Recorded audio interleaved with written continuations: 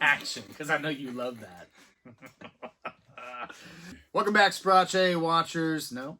No, that's not going to work. That doesn't work. Welcome back, one and all. My name's Aaron. And I'm Patrick. We are SPRACE, and we are continuing on the fourth side of the White Album. I forgot I had this, so can you tell that it's the Beatles' White Album? It's embossed, barely.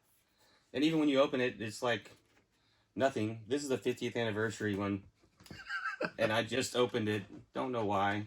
Insides look something like that. John looks like he's got a bit of a heroin issue. Probably because John had a bit of a heroin issue. So we're on Revolution 1, and Revolution 1, as opposed to the other two revolutions that the Beatles fought in, would be the original Revolution. This is the original one. So this is the song that it's the slower version of the song Revolution. So you might know the faster version is probably a little bit more popularized because of Nike and whatnot. Yeah, I'm sure that probably helped a little bit. The faster one came out on like a 45 with Hey Jude. Yeah. I got it on like Past Masters. Yeah.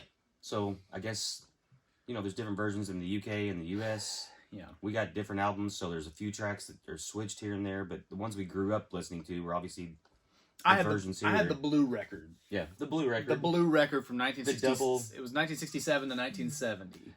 And that's where I had my first exposure. Probably my first exposure to Revolution, and then shortly thereafter my parents would have gotten the White Album. So I learned them in opposite order though. I went fast and then to slow. Which one do you prefer? Do you have a preference between fast and slow? I prefer slow one. Do you? I just like the shooby-doo-wops. I feel like I did a combination while working on this one. It was kind of like, well, I'm going out for the slow one. I'm trying to accomplish the slow one, but then kind of as I'm laying stuff on, I started kind of taking some of the sounds from, some of the sounds that were more akin to the faster version, but done in a slow manner. But I just like the tempo being slower, better for this. It's just like, yeah, man, you want a revolution, man? Tommy Chong appears out of nowhere asking photos, man. Hey, man, you got photos, man? You got the job, man.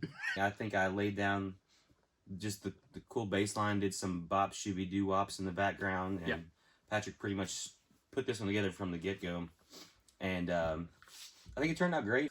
Just based on the lyrics of the song and a little bit that I do know about it, and some of the things that they bring up in the lyrics, specifically John brings up in the lyrics, it sounds like a protest song to me. And it sounds like this is kind of like John's response to people that want him to get involved in various things, because people are looking, if you've got some sort of cause that you're fighting for, it never hurts to have like celebrity endorsement. And who's the bigger celebrity in 1968 than really any of the Beatles, specifically John Lennon. Yep. So he's kind of saying, hey, you say you want these things, well, have you thought these other ramifications through? You want me involved with this, but you're carrying pictures of Chairman Mao. You ain't gonna make it with anyone anyhow. You're gonna have to wait. Brother. You're gonna have to wait. Oh, yeah, brother. Where else is going to be me and you in a steel cage death match live on pay-per-view? So anyway, stay tuned for Revolution 1 coming up next. I'm Patrick. I'm Aaron. And we are SPRACE.